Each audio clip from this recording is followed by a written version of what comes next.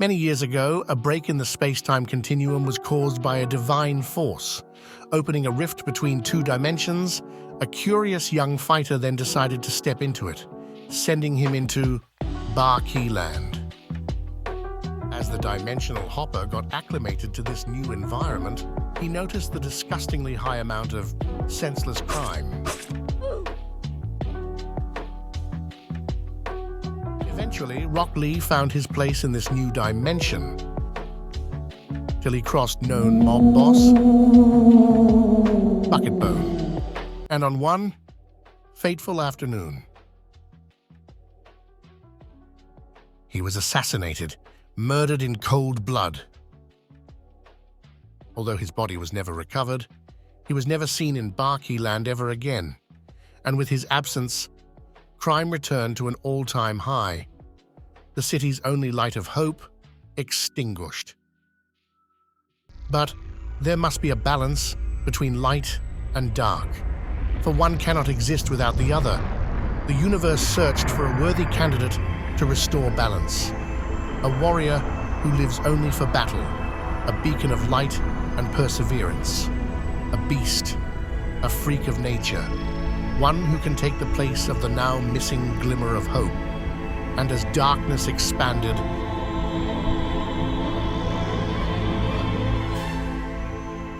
he was found.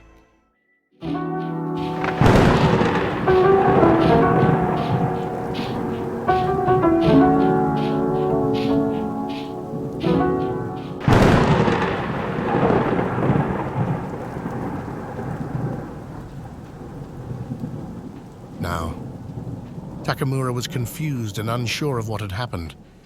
Only moments ago he was relaxing on the beach, and now he was somewhere new. Give me your lunch money. And he could feel the weight of his surroundings.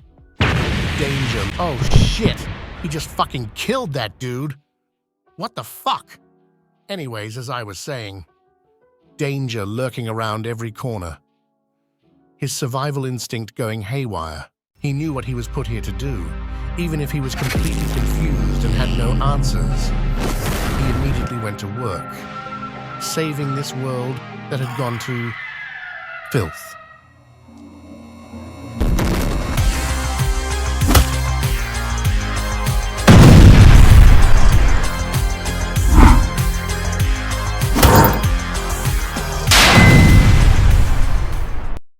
On what was now a normal day to Takamura, a normal day in this irregular situation, he heard a cry for help, and as expected, he ran towards it.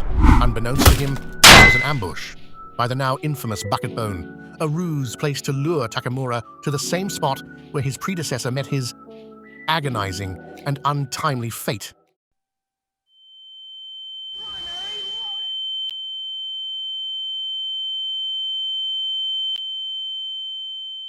But how? How could this be? A mirage? A figment of Takamura's imagination as he faces certain death? His brain's last attempt at pulling him into survival? No, no. This is real. As real as it gets. And this is how it happened. Hey, mate.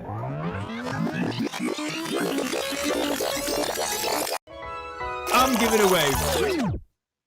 On the night where Rock Lee was ambushed and attacked by BucketBone's gooners, it appears he had used the taijutsu technique known as the art of dying.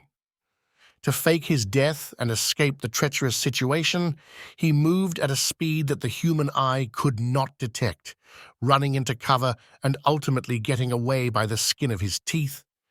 Disappearing into the rough Bakian forest, he stumbled across a hidden waterfall, a peaceful place which reminded him of his home, the village hidden in the leaf. Rock Lee remained and meditated under this waterfall until he finally reawakened. His 8 inner gates, and in an act which can only be explained by divine intervention, Rock Lee awakened his gates and heard the same cry for help which had lured in his successor, Takamura.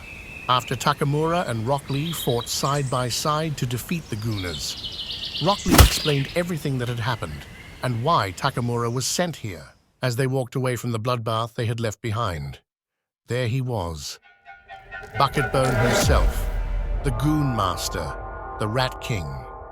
In a blind rage, Takamura charged forward, only to be met with the infamous Pickle Tickler. With no time to mourn his deceased comrade, Rock Lee charged forward and engaged BucketBone in a realm-shattering fight to the death. Although a tough battle, with the newly obtained sixth Gate of Joy, BucketBone was no match for Rock Lee. He unleashed his powerful primary lotus and bludgeoned BucketBone, sending him crashing into the concrete, dead. And with the battle finished, for now, Rock Lee carried his deceased brother and laid him to rest. With BucketBone dead, all that was left to do was finish off his remaining upper-ranked officers, and his criminal enterprise would finally turn to rubble.